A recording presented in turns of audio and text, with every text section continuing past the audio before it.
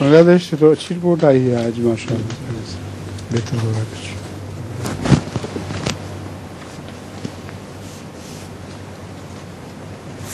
Assalamu alaikum, sir. So today's first question we have received from Rajshahi.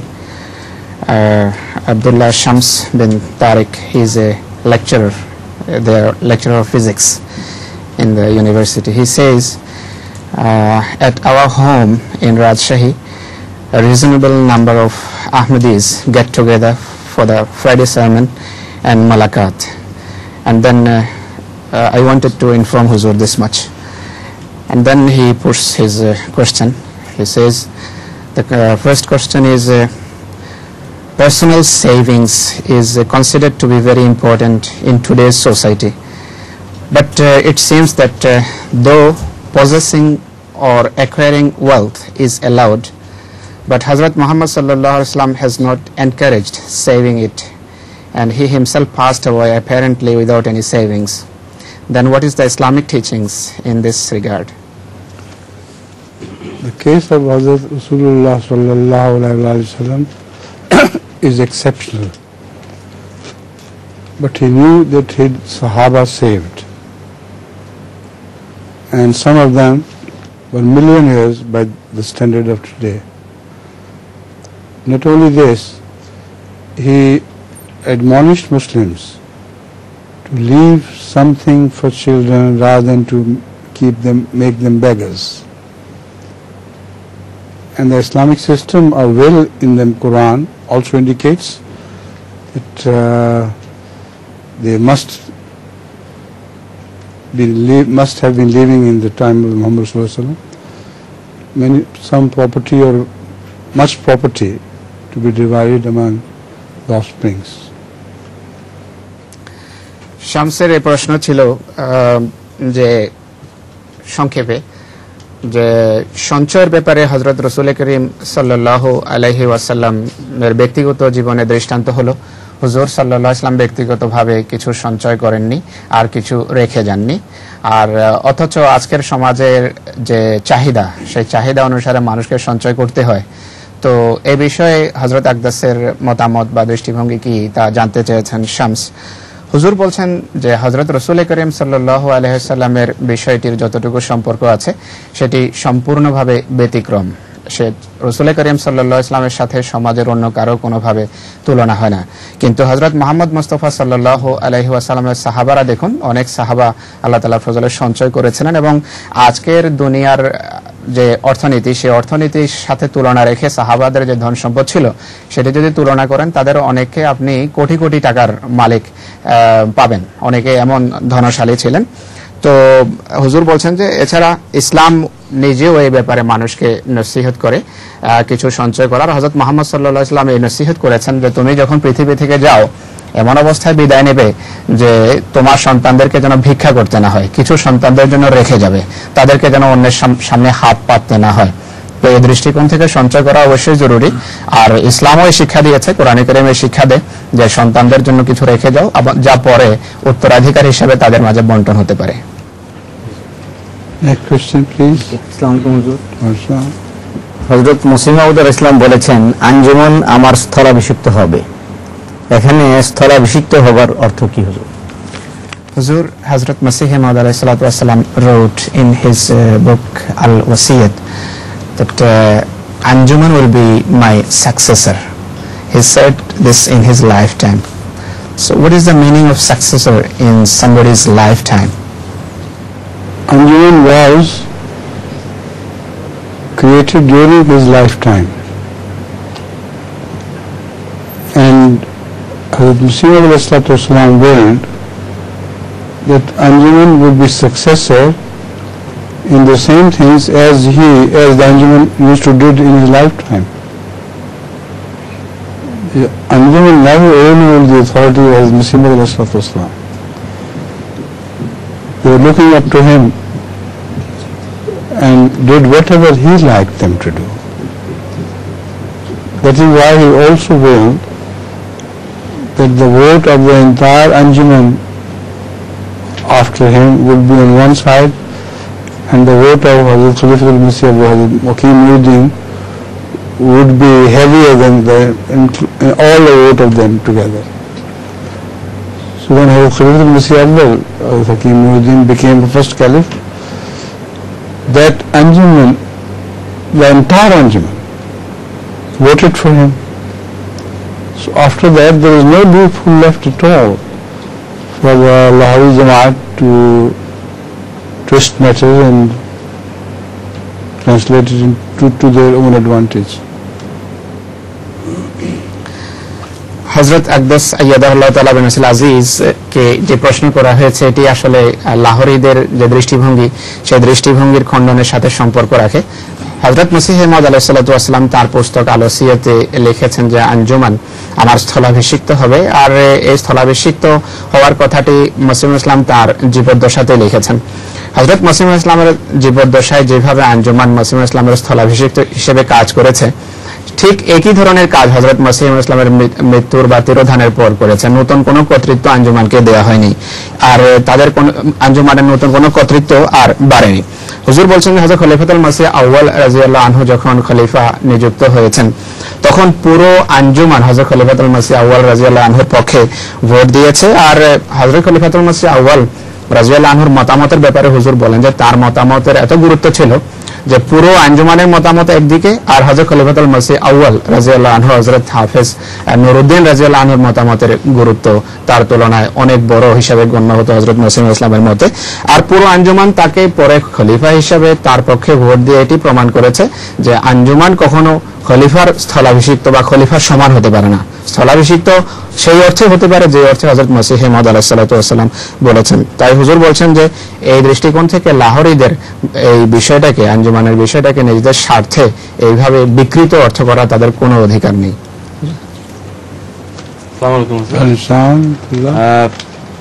আমার একজন খ্রিস্টান বন্ধুর সাথে তবলিগি আলাপ প্রসঙ্গে সে জানালো তাদের দোয়াও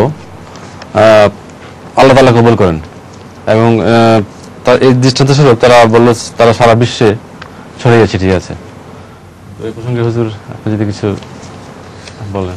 The questioner says that Huzur, during Tablighi discussion with one Christian, when he was talking about dua, so the Christian also said that our prayers also greatly accepted by God, and the proof is today we are prevailed all over the world. So he said, meaningless. You see, why do they prevail in what form? If they prevail all over the world to create mischief, this is not the answer to a dua to Allah. The spread of Christianity has created, racially has created the spread of the Dajjal and all the mischiefs which were predicted about the Dajjal, that he would do this and do that, and all the evil things were attributed to him. So this is no prayer at all, no acceptance of prayer proof at all. এই প্রশ্ন আসলে এভাবে ছিল যে এক বন্ধু তাবলীগ করছিলেন, খ্রিস্টানের সাথে আলাপ হলো।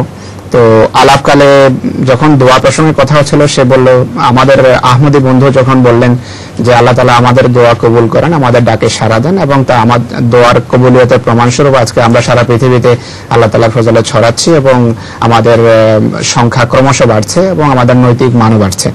তো খ্রিস্টান বন্ধু অন্য কোনো কথা তো বলতে পারলো না, কিন্তু এটি বললো যে আমাদের দোয়া কবুল হয়, আর দোয়ার কবুলের প্রমাণস্বরূপ আমরা সারা পৃথিবীতে আজকে ছেয়ে আছি। হুজুর বলছেন এটা তো কোনো প্রমাণ হলো না, এটি মোটেই প্রমাণ নয় যে তাদের দোয়া কবুল হচ্ছে। আর দোয়া কবুল হওয়ার প্রমাণ তারা কি দিচ্ছে? তারা দুনিয়াতে দুষ্টামি, অনিষ্ট আর ভ্রষ্টতা এইসব কিছুই ছড়াচ্ছে, এছাড়া অন্য কোনো কিছু নয়। তার হুজুর বলছেন যে তাদের যে কবুলিয়তের যে কথা তারা বলছে, এর ফলশ্রুতিতে শুধু দাজ্জাল সৃষ্টি হচ্ছে। যে দাজ্জাল সম্পর্কে বলা হয়েছে যে দাজ্জাল পৃথিবীতে শুধু অনিষ্ট, অনাচার এবং কদাচারেরই রাজ এবং রাজত্ব প্রতিষ্ঠিত করবে, আর তাই তারা করছে। হুজুর, রেসিজমের সংজ্ঞা আপনার মনে কি? So the question is, in today's world, racism is a burning problem, is a big problem, and everywhere people speak about racism. The question is, what is the precise definition of racism? I want to explain a bit more. For example, in this society, if any English person, he gets some privilege in compared to another non-English, then will it be a racism? It all depends upon those who decide. If a decision is not taken on merit, but for any other consideration, that is dishonest. And racism is quietly raising its head in today's decisions, unfortunately, in the British government. Even the Labour Party has been declared by court to be racist with reference to some of their decisions. Their own court decided that these decisions were taken because the Labour Party's policy is racist. So racism, wherever it raises its head, must be dubbed and discouraged. এই প্রশ্ন বর্ণবাদ সম্পর্কে ছিল, বর্ণবাদ, বৈষম্য, যা আজকের সমাজের একটা অনেক বড় সমস্যা। এই প্রেক্ষাপটে হযরত আকদাস আইয়াদাহুল্লাহ তাআলা বিন নাসিল আজিজকে প্রশ্ন করা হয়েছে যে হুজুর, আপনার মতে বর্ণবাদ বলতে কি বোঝায়? আর ধরুন আজকের এই সমাজে, ইংল্যান্ডের সমাজে যদি একজন ইংরেজকে কোনো সুবিধা দেয়া হয় তুলনা অন্য একজন ইংরেজের সাথে বা ভিনদেশী কোনো ইংরেজের সাথে তুলনামূলকভাবে যদি একজন ইংরেজকে কোনো সুযোগ বা সুবিধা দেওয়া হয়, তাহলে এটি কি বর্ণবাদ হবে কিনা? হযরত আকদাস আইয়াদাহুল্লাহ তাআলা বিন নাসিল আজিজের উত্তর হলো যে এটি নির্ভর করে কে সিদ্ধান্ত করছে আর কিভাবে সিদ্ধান্ত করছে। সিদ্ধান্ত যদি কোনো ব্যক্তির গুণগত মান, তার যোগ্যতা, তার জ্ঞান, তার গরিমা, এইসব কিছু সামনে রেখে যদি সিদ্ধান্ত করা না হয় এবং শুধু একতরফা সিদ্ধান্ত হয়, তাহলে এটি অবশ্যই অসৎ সিদ্ধান্ত হবে এবং এটি বর্ণবৈষম্য হিসাবে বিবেচিত হবে। হুজুর বলছেন আজকের সমাজে এটি সত্যি অনেক বড় একটি সমস্যা এবং এটি চরমভাবে সর্বত্র মাথাচাড়া দিয়ে উঠছে।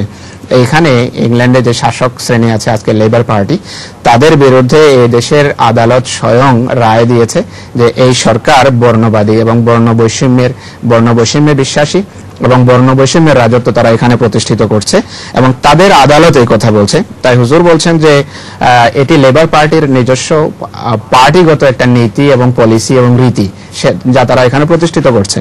তাই বর্ণবৈষম্য যেখানে মাথা চাড়া দিয়ে ওঠে, সেখানে এটির মাথাকে ভাঙার বা দমনের চেষ্টা করতে হবে যথাযথভাবে। আসসালামু আলাইকুম হুজুর। There is Mullah Sahib today, by the way. Mullah Sahib. He is busy today somehow. Busy? Yes, sir. At last he has got busy. I tried to Has he got some job? I'm not sure. I rang him many times. I couldn't find him. Please. আসসালামু আলাইকুম হুজুর। হুজুর, আমরা জানি বিবর্তনবাদ একটি প্রবহমান ধারা। মানুষের মধ্যে কি এখন এই বিবর্তন চলছে? Huzur, evolution is a continuous process, as we know. In everything of creation, everything is in fact evolving. The question is evolution is still on in human being, in physical form. In human beings, it has turned into a spiritual evolution and no more physical evolution.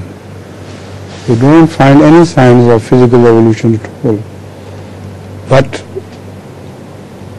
the scientists may say it's too early. So if it's too early, the people of the future would judge. As far as we are concerned, we know that the spiritual evolution of man is progressing, like we observe in the form of Ahmadiyya ideology, that the spiritual status of Ahmadis is being raised gradually and more prayers are accepted and we are able to turn the attention of the whole world more towards God than to materialism. So in this way, this evolution is going on. হযরত আমিরুল মুমিনিন আইয়াদাহুল্লাহু তাআলা বিন নাসিল আজিজ এই প্রশ্নের উত্তরে বলেন যে মানুষের দৈহিক ভাবে বিবর্তনের বা পরিবর্তনের, মানুষের দেহগত বা গঠনগত বিবর্তনের যতটুকু সম্পর্ক আছে সেই বিবর্তন এখন আর হচ্ছে না। মানুষের শুধু আধ্যাত্মিক বিবর্তন হচ্ছে এবং আধ্যাত্মিক ভাবে মানুষের ভিতর পরিবর্তন আসছে। কিন্তু দৈহিক বিবর্তন সম্পর্কেও এখন পর্যন্ত নিশ্চিতভাবে বিজ্ঞানীরা কিছু বলতে নিষেধ করে। তারা বলে যে এখনো আমরা যদি তড়িঘড়ি করে কিছু বলে ফেলি ভুল হয়ে যেতে পারে। হুজুর বলছেন তা সত্ত্বেও আজকে তারা এবং সবাই বিশ্বাস করে যে মানুষের শুধু আধ্যাত্মিক ভাবে বিবর্তন হচ্ছে। আর সেই আধ্যাত্মিক বিবর্তনের যারা প্রথম সারিতে আছে তারা হলো জামাতে আহমদিয়া। জামাতে আহমদিয়ার মাধ্যমে আল্লাহ তাআলার ফজলে আধ্যাত্মিক বিবর্তন পৃথিবীর সর্বত্র হচ্ছে এবং মানুষের মাঝে অত্যন্ত উল্লেখযোগ্য আধ্যাত্মিক পরিবর্তন আসছে। দোয়া আহমদীদের কবুল হচ্ছে এবং পূর্বের তুলনায় অনেক বেশি কবুল হচ্ছে। আর পৃথিবীকে আল্লাহ তাআলার দিকে নিয়ে আসার জন্য জামাতে আহমদিয়া কাজ করছে। তো আধ্যাত্মিক বিবর্তন হচ্ছে এবং আধ্যাত্মিক বিবর্তনের পতাকা হলো জামাতে আহমদিয়ার হাতে। দৈহিক বিবর্তনের যতটুকু সম্পর্ক আছে তা এখন হচ্ছে না। হুজুর, ইনজিল বলতে কি শুধু মতি, লুকা, জন, অ্যাক্ট কে বোঝায় না? অন্যান্য আরো পুস্তক আছে? The question is about Gospels, Huzur. Does Gospel means only 4 books, Matthew, Luke, Act, and the John, or is there any other book which one can be included in Gospels? There are many books referred to as Gospels. These are 4 main books or major books, but that does not end the list of Gospels. In the New Testament you can find out Gospel of so and so, Gospel of so and so, Gospel of... হুজুর বলছেন যে I think I did a wrong translation, Huzur. The word was Injil. Injil will be translated as gospel, or I don't know, did I make mistake? This is how they do. Okay. তো হুজুর বলছেন যে ইনজিল বলতে শুধু এই 4টা পুস্তককে বোঝায় না, প্রধানত এই 4টি, কিন্তু এছাড়া আরো অনেক বই আছে বাইবেলের নতুন নিয়মে, যেমন এই ব্যক্তির গসপেল বা সেই ব্যক্তির গসপেল, এভাবে অনেক নামে বাইবেলে এই ধরনের বই আছে। হুজুর বলছেন, You see, when you say Gospel of Matthew or Gospel of Luke, etc., it doesn't mean that this Gospel belongs to them.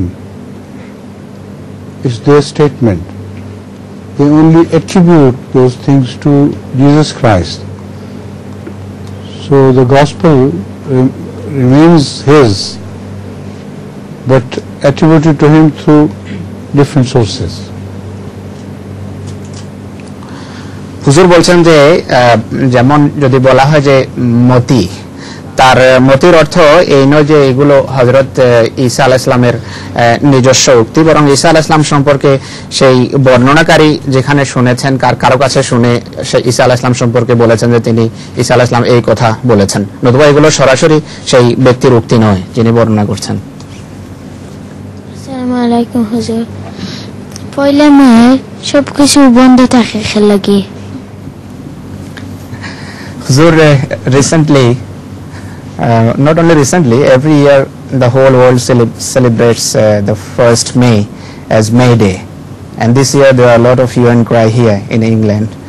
So what is the significance of this day, he wants to know? May Day is the day when the labor movement was launched for the first time,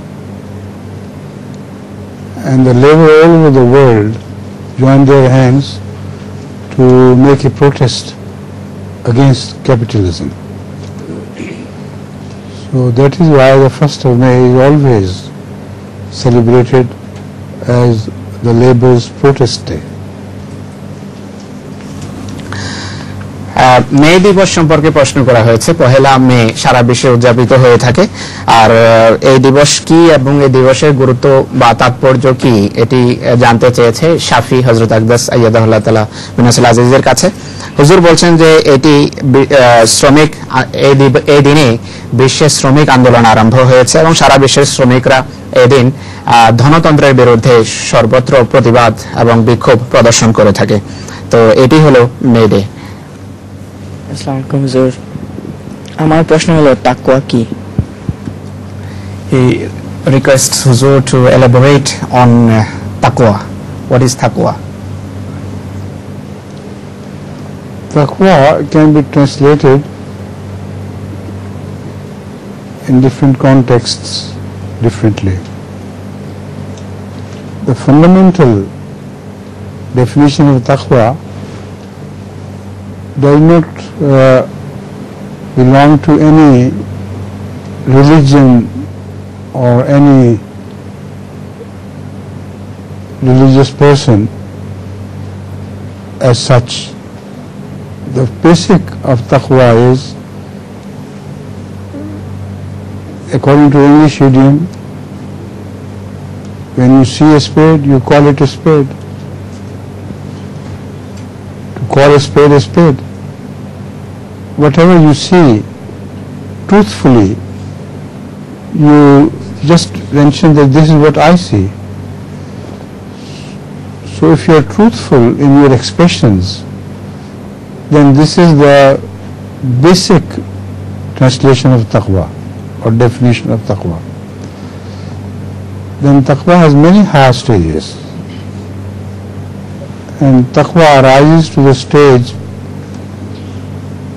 where it represents Hazrat Muhammad Mustafa sallallahu alaihi wasallam taqwa. So many times he pointedly said, if you want to know what taqwa is here. So all his acts indicated taqwa. In between, there are millions of stages of people belonging to different tiers of taqwa. So it's a very long story. Essentially, I have told you that Ahmad sallallahu alaihi wasallam can be given as an example of being a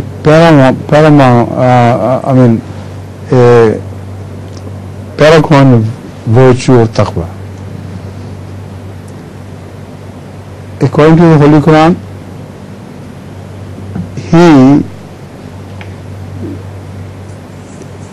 let me see.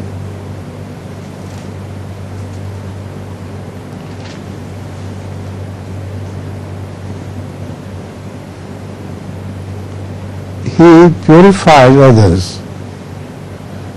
makes them muttaqi, not by persuasion or argumentation, but he is so pure himself that just to see him without any prejudice, just to be close to him, purifies the person. So this is what the Holy Quran has maintained about him, that just the recitation of the Quran by Muhammad sallallahu alaihi wasallam was needed to purify others. So he is a leader of muttaqeen. He is a leader who creates muttaqeen. So in short, I can answer your question in what I've said. আসিফের প্রশ্ন ছিল যে হুজুর তাকওয়া কি, আপনি তাকওয়া শব্দটা একটু ব্যাখ্যা করুন এবং বিষয়টা আমাদেরকে অনুগ্রহ করে বোঝান। হযরত আমিরুল মুমিনিন আইয়াদাহুল্লাহ তাআলা বিন নাসিল আজিজ বলেন যে ভিন্ন ভিন্ন প্রেক্ষাপটে তাকওয়ার ভিন্ন ভিন্ন অর্থ থাকে এবং অর্থ হয়ে থাকে। আসল অর্থ, তাকওয়ার আসল অর্থ কোন ধর্ম বা কোন ধর্মের অনুসারী কোন ধার্মিকের সাথে সম্পর্কযুক্ত নয়। তাকওয়ার মূল হলো, হুজুর বলছেন যে যা দেখো বা যা মানুষ দেখে তা যদি সে বলে এবং যা সে জানে অবিকল তা যদি বলে এবং যা বলা উচিত অবিকল যদি তা বলে, তাহলে সেটিকে বলা হবে তাকওয়া। অর্থাৎ কোন বিষয়ে যে সঠিক পন্থা আছে সেই সঠিক পন্থাকে পরিত্যাগ না করে, সঠিক পন্থার উপর প্রতিষ্ঠিত থাকা এবং ভুল পন্থাকে অবলম্বন না করা, এটি হলো তাকওয়া। আর এটি হলো তাকওয়ার মূল। হুজুর বলছেন যে তাকওয়ার অনেক স্তর আছে, অনেক স্টেজ আছে যা আধ্যাত্মিক জগতের বিভিন্ন মানুষের সাথে সম্পর্কযুক্ত। আর তাকওয়ার সবচেয়ে উচ্চ শৃঙ্গে আরোহণ করেছিলেন, উচ্চ শৃঙ্গে ছিলেন হযরত মুহাম্মদ রাসূলুল্লাহ সাল্লাল্লাহু আলাইহি ওয়াসাল্লাম। আর তাকওয়ার সাথে মূলত হযরত মুহাম্মদ রাসূলুল্লাহর সম্পর্ক ছিল। তিনি তার নিজের বক্ষের দিকে ইশারা করে বলতেন যে তাকওয়া এখানে, তাকওয়া এখানে। অর্থাৎ তাকওয়ার যত সূক্ষ্ম অর্থ হতে পারে, তাকওয়ার উপর যত সূক্ষ্মভাবে প্রতিষ্ঠিত থাকা যেতে পারে, তার প্রত্যেক দিক হযরত মুহাম্মদ রাসূলুল্লাহ সাল্লাল্লাহু আলাইহি সাল্লামের ভিতর ছিল। কিন্তু মুহাম্মদ সাল্লাল্লাহু আলাইহি সাল্লাম থেকে শুরু করে একজন সাধারণ মানুষের মাঝে তাকওয়ার অগণিত কোটি কোটি স্তর আছে, হুজুর সেগুলোর দিকে ইশারা করেছেন।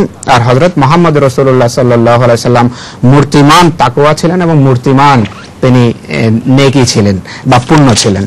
তো হুজুর বলছেন যে হযরত মুহাম্মদ রাসূলুল্লাহ সাল্লাল্লাহু আলাইহি সাল্লামের তাকওয়া তো এমন ছিল যে কোরআনে কারীম সেই দিকে ইশারা করে, হুজুর আয়াতটা উল্লেখ করেননি কিন্তু হুজুর আয়াতের বিষয় বর্ণনা করেছেন। সেই বিষয়টা হলো যে হযরত মুহাম্মদ রাসূলুল্লাহ সাল্লাল্লাহু আলাইহি সাল্লামের পবিত্র সত্তা এত পবিত্র এবং তাকওয়ায় এত ভরপুর যে সেই পবিত্র সত্তার যদি কেউ কাছে আসে তাহলে সে পবিত্র হয়ে যায়, সে তাকওয়ায় ভরে যায়। এবং হযরত মুহাম্মদ রাসূলুল্লাহ সাল্লাল্লাহু আলাইহি সাল্লামের সেখানে নসিহত বা বক্তৃতা করার কোনো প্রয়োজন হয় না, শুধু মুহাম্মদ রাসূলুল্লাহ সাল্লাল্লাহু আলাইহি সাল্লামের কাছে আসলেই মানুষের হৃদয়ে তাকওয়া সৃষ্টি হয়। আর কোরআনে কারীমের তেলাওয়াতের মাধ্যমে মানুষের হৃদয়ে হযরত মুহাম্মদ রাসূলুল্লাহ তাকওয়া সৃষ্টি করেছেন। আর হযরত মুহাম্মদ সাল্লাল্লাহু আলাইহি সাল্লাম তাকওয়া সৃষ্টিকারীদের নেতা ছিলেন। এটি হলো শেষ বাক্য হুজুরের। আসসালামু আলাইকুম হুজুর। হুজুর, আমার প্রশ্ন হলো কবরের আযাব কি? Huzur, the question is about the punishment of grave. What is the reality of the punishment of grave? Grave can generally be applied to the time before the day of judgment. And when people are buried, their soul has some link with them, and in a confused way, if they are bound to go to heaven, they have a feeling of peace, and they can feel as if an air from heaven. But it's only metaphorical. The person who is dead and buried in the grave, he does not himself feel anything, but only the feeling can be referred to his soul, or maybe it is just a warning by Allah that your punishment or reward will begin from the time of your burial. Now this is a very difficult question for me to answer, because we know that there will be a very long time between the burial of a person and his having been raised again, like you hear about the Yawm Qiyamah, that on the day of resurrection they would all suddenly wake up. So the question is, if they have no sense at all, they're just asleep for that long, why is mentioned qabr, azab qabr, so repeatedly and so definitely? Azab qabr, as well as the feeling of the pious people would go to heaven. In my opinion, there has to be something which you don't realize, because it is of a nature that every one of the prophets have warned us of this. Hazrat Rasulullah sallallahu alaihi wasallam has repeatedly warned us and told us prayers which clearly beg Allah to save us from the torture of the grave. Similarly, Hazrat Masih Maud alayhi salatu wasalam has repeatedly told us of prayers warned us against the torture of grave and taught us prayers to seek forgiveness from Allah to save us that torture. So although I cannot understand exactly how the dead body would be feeling or some sort of consciousness would be exist or not, but the fact is that this is definite. So whether we understand it or not, we must continue to pray to Allah and beg Allah to save us from this torture. But perhaps it will be only for the initial phase. After that, everybody would go to sleep in the sense that he would be raised on the day of resurrection and not before that.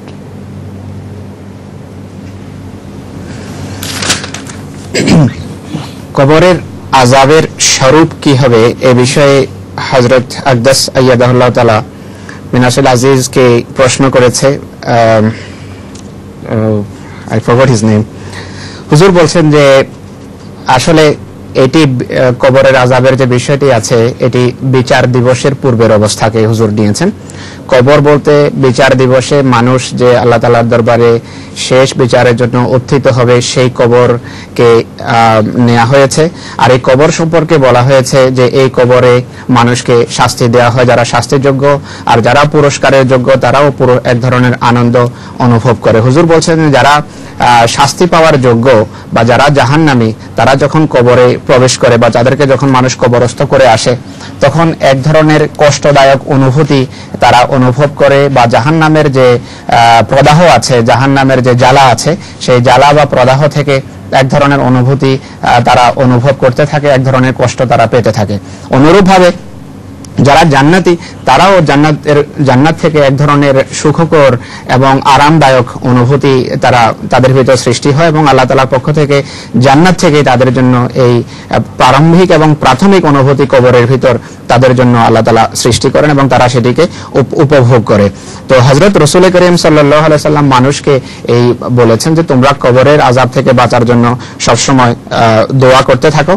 হুজুর বলছেন যে এই বিষয়টি আসলে অত্যন্ত জটিল একটি বিষয়, এটি নিয়ে বিস্তারিত ব্যাখ্যা করা বড় কঠিন, কিন্তু এটি একেবারেই অন্তঃসার শূন্য বিষয় নয় বা এটি শুধু ফাঁকা কথা নয়, বরং এটি বস্তুনিষ্ঠ একটি বিষয়। হুজুর বলছেন আমার মতে অবশ্যই এই ধরনের স্টেজ আছে এবং স্তর আছে, কেননা হযরত মুহাম্মদ রাসূলুল্লাহ সাল্লাল্লাহু আলাইহি ওয়াসাল্লাম উম্মতকে এবং মানুষকে দোয়া শিখিয়েছেন যে তোমরা কবরের আযাব থেকে বাঁচার জন্য, কবরের শাস্তি থেকে বাঁচার জন্য আল্লাহ তাআলার দরবারে দোয়া করতে থাকো, এবং অনেক দোয়া আমরা হাদিসে এই ব্যাপারে দেখতে পাই।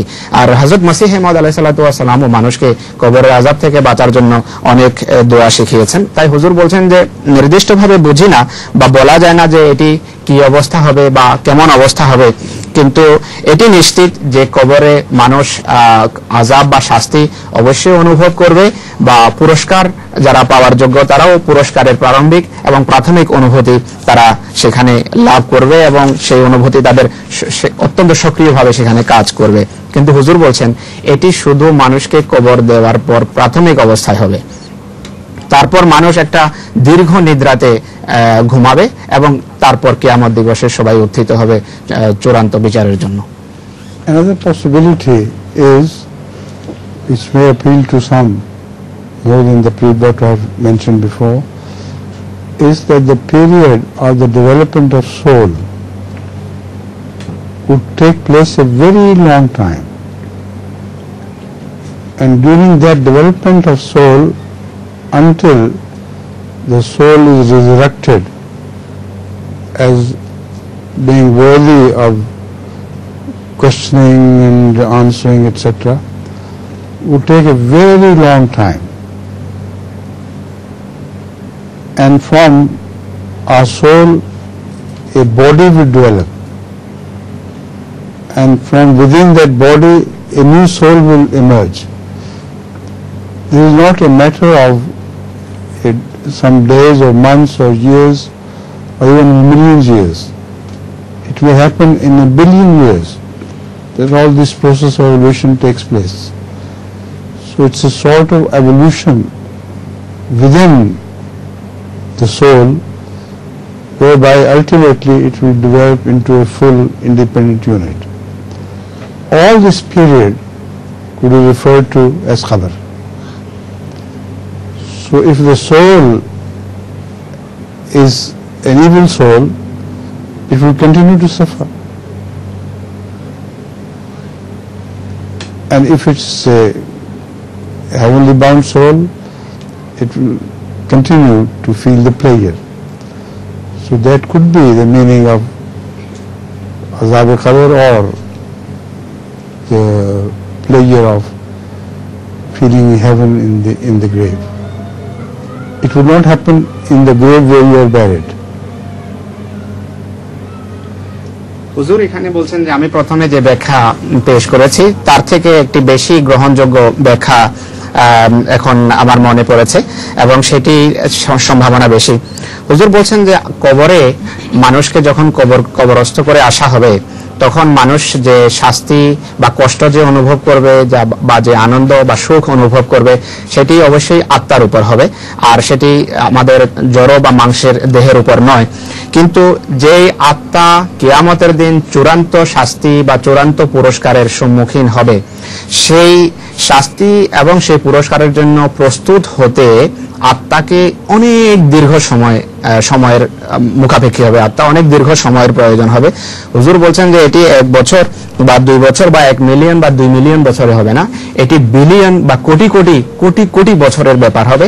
এবং যেই বছরে বা যেই সময়ে আত্মা ক্রমশ বিবর্তিত হবে এবং বিবর্তিত হতে হতে এক পর্যায়ে গিয়ে এই আত্মা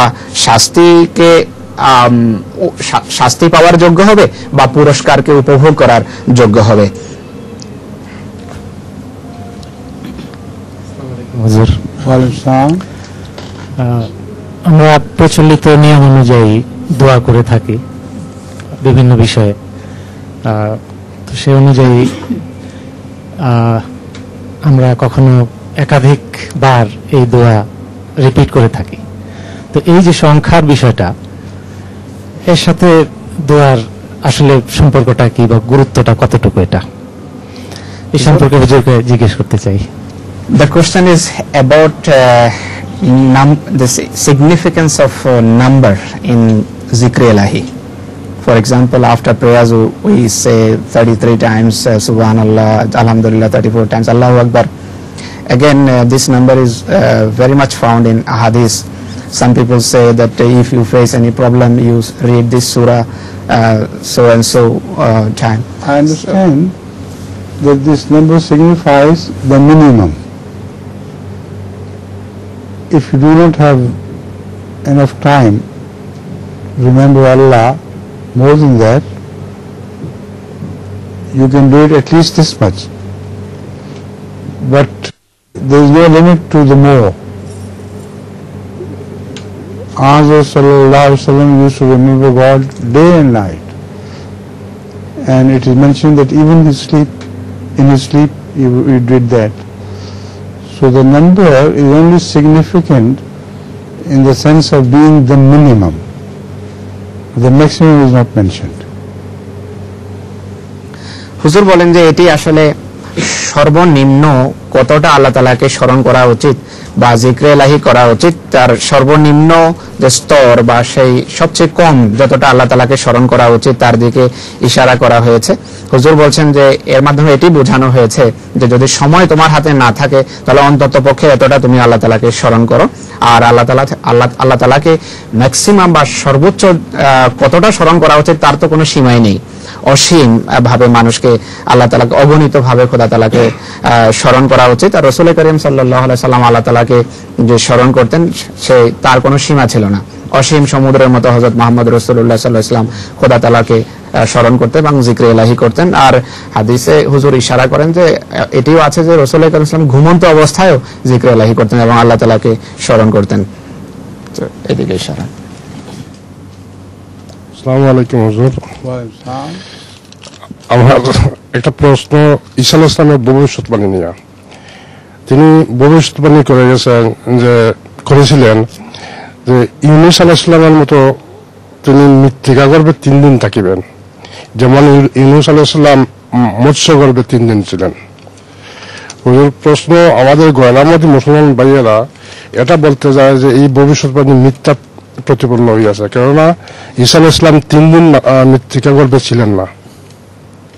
এ সম্বন্ধে হুজুর আপনার মতামত কি? He was talking to some non-Ahmadi friend.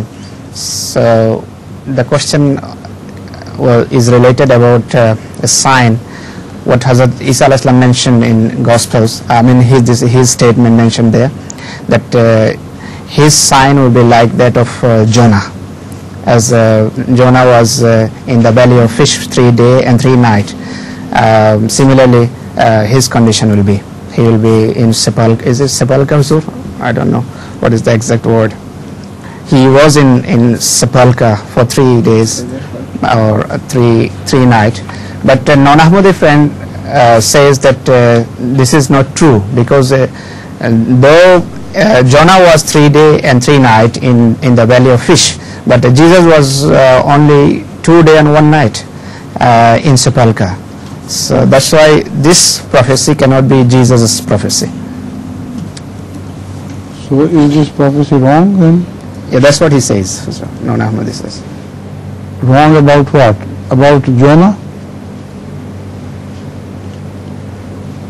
You see, about Jonah, Yunus, it is a misconception that he remained in the belly of the fish during all that period. He would have been completely consumed by acids of the belly and finished altogether. It's impossible. The only possibility is that he remained there for a while and his leg got stuck in the throat, and that is why the fish vomited him. And those 3 days being in the belly indicate the metaphorical period which Jonah spent after, or including that little part of being caught in the mouth. He spent that part under the shadow of a plant, क्या नाम था उसका?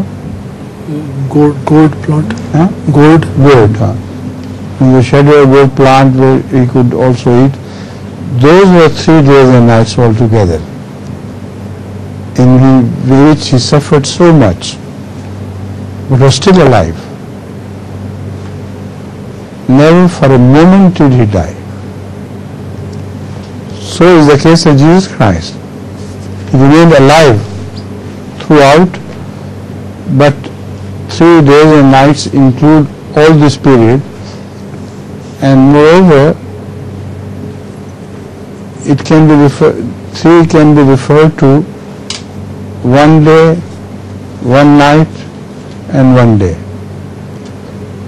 because days can be counted as 24-hour days or 12-hour days. So either way, I think this is absurd. Only they are trying to escape the logical conclusion that Jesus must have remained alive throughout. That is all the essence of this prophecy. হুজুর আকদাস আইয়াদাহুল্লাহ তাআলা মিনাসিল আজিজ বলছেন যে এই যে প্রশ্নকারী যে কথাটা উঠিয়েছে সেটি আসলে সেই সত্যকে কোনোভাবে এড়াতে চাচ্ছে, এছাড়া আর তার কোনো উদ্দেশ্য নেই।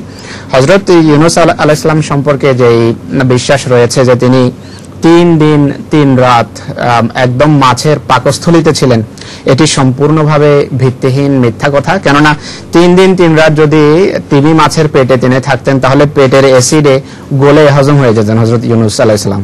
তাই এটি কোনোভাবে মানা যায় না। হযরত ইউনূস আলাইহিস সালামের পা শুধু সেই তিমি মাছের গলাতে ফেসেছিল, যার ফলে তিমি মাছ হযরত ইউনূস আলাইহিস সালামকে বমি করার মতো তাকে বের করে দিয়েছেন।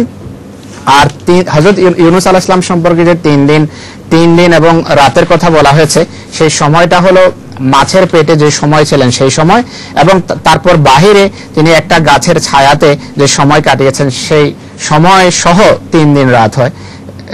This what is the name of the plant? Gourd. In the Holy Quran, I don't know. So gourd. Is yaktin? Is it kaddu or It could be. Yes. By some people it is interpreted to be a kaddu, but others consider it to be gourd in the sense of karela. Ji, now I got it. You know. তো সেই যে গাছের ছায়াতে তিনি ছিলেন সেটা মনে হয় কোনো মাচার উপর ছিল বা যে অবস্থাতে ছিল, লাউ গাছ ছিল বা করলা গাছ ছিল, সেই গাছের নিচে হযরত ইউনূস আলাইহিস সালাম মাছের পেট থেকে বের হওয়ার পর নিদর্শনমূলক ভাবে যে সময় ছিলেন সেই সময়টা দাঁড়ায় 3 দিন এবং 3 রাত। তো হুজুর বলছেন যে সেই অবস্থায় তিনি মরেননি, এবং হযরত ঈসা আলাইহিস সালাম এর অবস্থাকে সেই অবস্থার সাথে তুলনা করা হয়েছে, আর তুলনাতে বিষয়টা ছিল জীবনের, যে হযরত ইউনূস আলাইহিস সালামও জীবিত ছিলেন আর ইনিও জীবিত ছিলেন। আর হুজুর বলছেন যে দিনের যে বিষয়টি আছে 3 দিনের বিষয়, 3 দিন এবং রাত, এটাকে হুজুর বলছেন হতে পারে 1 দিন 1 রাত আবার আরেক দিন, আর এটি 12 ঘন্টার দিন হতে পারে। তাই হযরত আকদাস বলছেন যে আসলে এই যে প্রশ্নকারী সে সত্যকে এড়াতে চাচ্ছে এবং সত্যকে এড়িয়ে যে ভ্রান্ত বিশ্বাস আছে সে ভ্রান্ত বিশ্বাসকে সমর্থন করতে চাচ্ছে। Sorry, there is no time for your question. Shaukat is getting very restive, and she has seen that mithai on her behalf to be distributed after she recites the poem. And I am watching the time, is too little time left. First your poem, not your poem, but the poem of Ubaydullah Alim.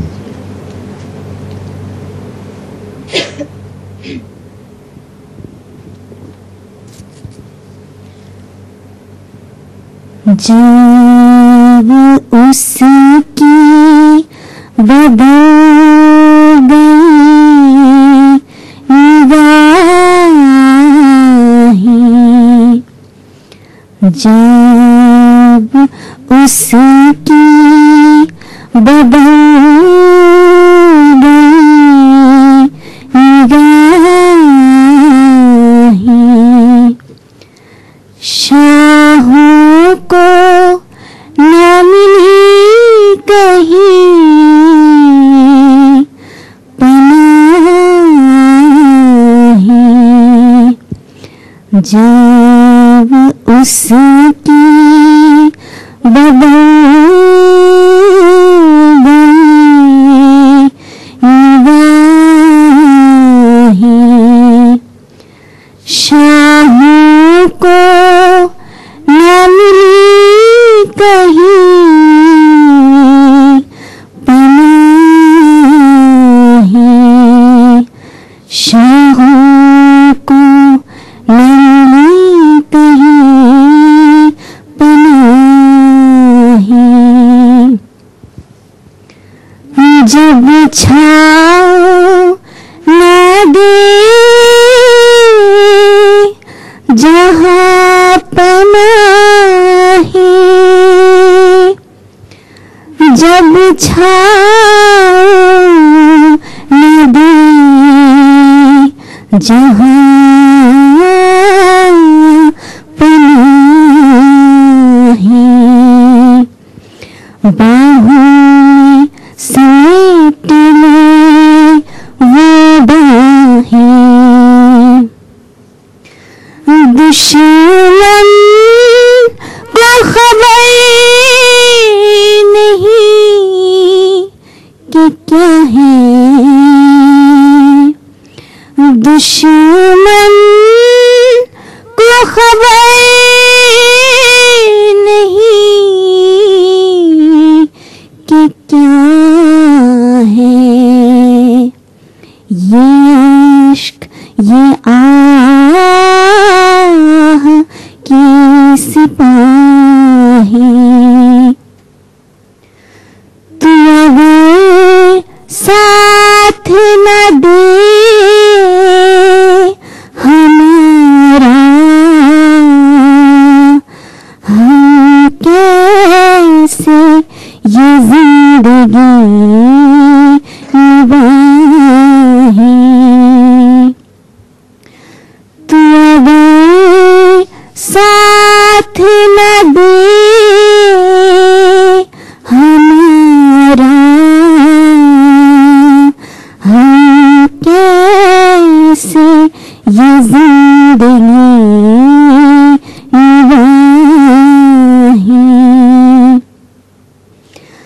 अब गज कुलाही दो जहां के आगे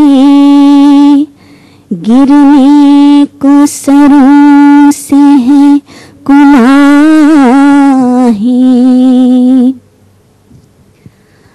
आखिर तेरे पास शिकस्तगार को ले आई तेरी तरफ ही राही आखिर तेरे पास शिकस्तगार को ले आई तेरी तरफ ही राही है शख्स तू जान है हमारी मिल जाए अगर तुझे न चाहे है शख्स तू जान है हमारी मर जाए अगर तुझे न चाहे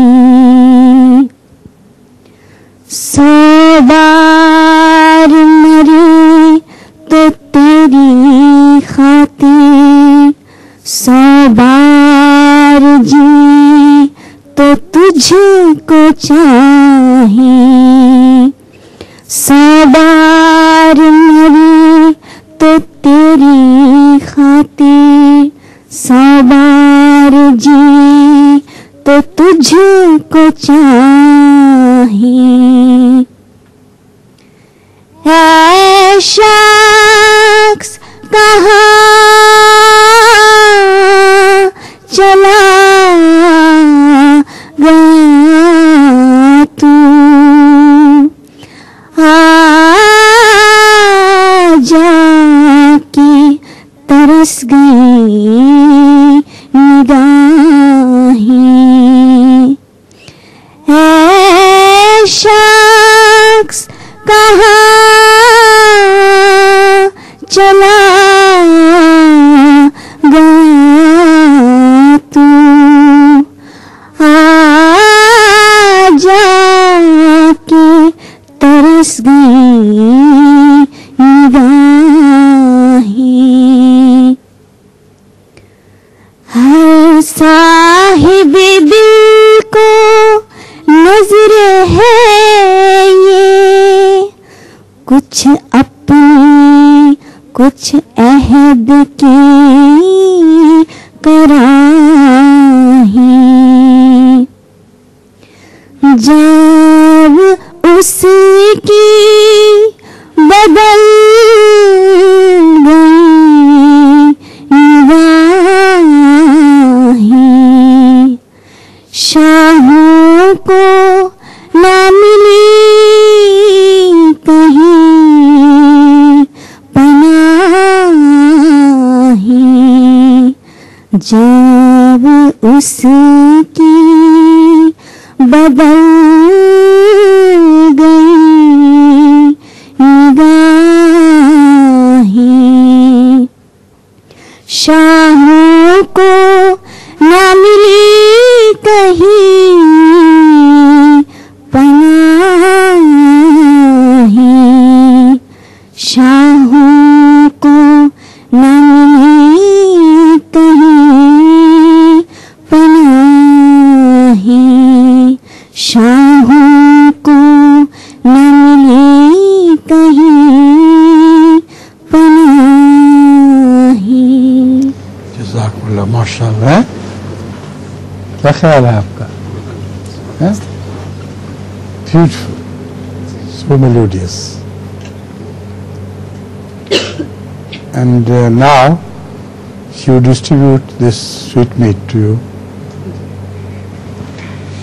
for this glorious poem she has read. तू शुरू कर दे हैं?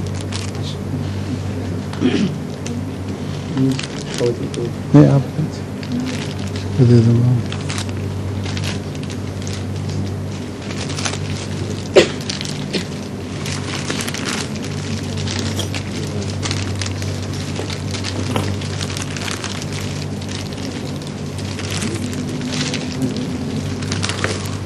तुम कौन सा लोगे? कौन सा?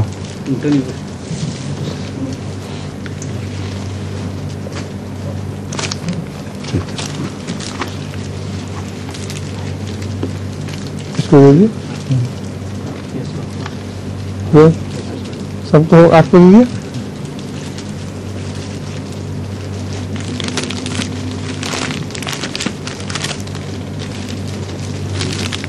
आपका दे दिए सबको? नहीं, अब आपकी बारी नहीं आई. तुम दे दिया? अच्छा, अब आप अपनी पसंद कर लें. आ जाए अपनी पसंद, जो आपको पसंद है चीज देख लें इसमें से. कौन सी? हाथ लगाओ. चलो उठाओ. ये वाली? ये अच्छा जी. और ये आपकी बारी है. क्या और पसंद करेंगे कोई? ये ठीक है. सब दो हैं इनके. आपका एक एरन का और एक है उनका. आ जाए आप. क्या हाल है? ठीक है. अच्छा, अभी ये बाहर वालों को दे दें. ओ हम सॉरी. तो पहला अभी तो इनका सवाल याद रखना है. इन दोनों बच्चों को भी. ठीक है. अस्सलाम वालेकुम.